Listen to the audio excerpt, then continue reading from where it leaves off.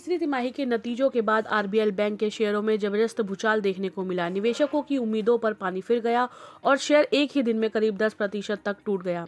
जहां एक दिन पहले शेयर तेजी के साथ बंद हुआ, वहीं नतीजों के बाद बाजार खुलते ही बिकवाली हावी हो गई। मुनाफे में गिरावट, बढ़ता क्रेडिट कॉस्ट और मैनेजमेंट की सतर्क टिप्पणी ने निवेशकों की चिंता बढ़ा दी। सवाल यही है कि यह गिरावट क्या अस्थायी है या फिर आगे भी दबाव बना रहेगा। आरबीएल बैंक लिमिटेड के शेयर तीसरी तिमाही के नतीजों के बाद 19 जनवरी को 10% तक गिर गए।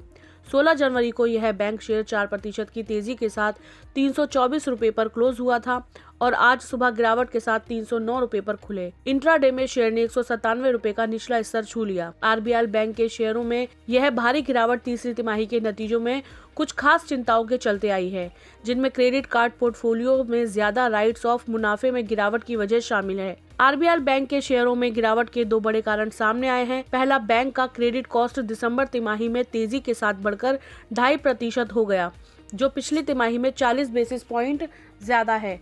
यह बढ़ोतरी मुख्य रूप से क्रेडिट कार्ड पोर्टफोलियो में ज्यादा राइट्स ऑफ के कारण हुई। दूसरा, बैंक का नेट प्रॉफिट उम्मीद से कम रहा। शुद्ध लाभ 214 करोड़ रुपए रहा, जबकि अनुमान 260 करोड़ रुपए से अधिक का था। बढ़े हुए प्रोविजन ने मुनाफे पर दबाव डाला।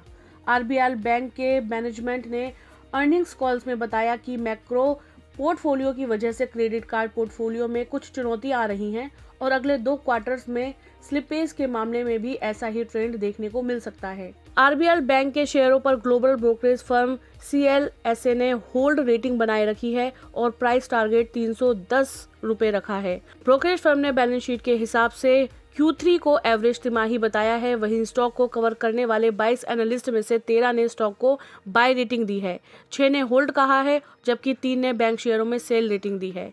तो आरबीएल बैंक के तिमाही नतीजों ने बाजार को निराश किया है। बढ़ते क्रेडिट कार्ड राइट ऑफ, ऊंचा प्रोविजन और कमजोर मुनाफा शेयर पर दबाव बना रहे हैं। हालांकि कई एनालिस्ट अब भी लंबी अवधि में संभावनाएं देख रहे हैं, लेकिन निकट भविष्य में उतार चढ़ाव से इनकार नहीं किया जा सकता। निवेशकों के लिए यह समय सतर्क रहने का है। अगले 2 क्वार्टर में बैंक के एसेट क्वालिटी और क्रेडिट कॉस्ट पर नजर रखना बेहद जरूरी होगा। तभी यह तय हो पाएगा कि शेयर में स्थिरता कब लौटेगी।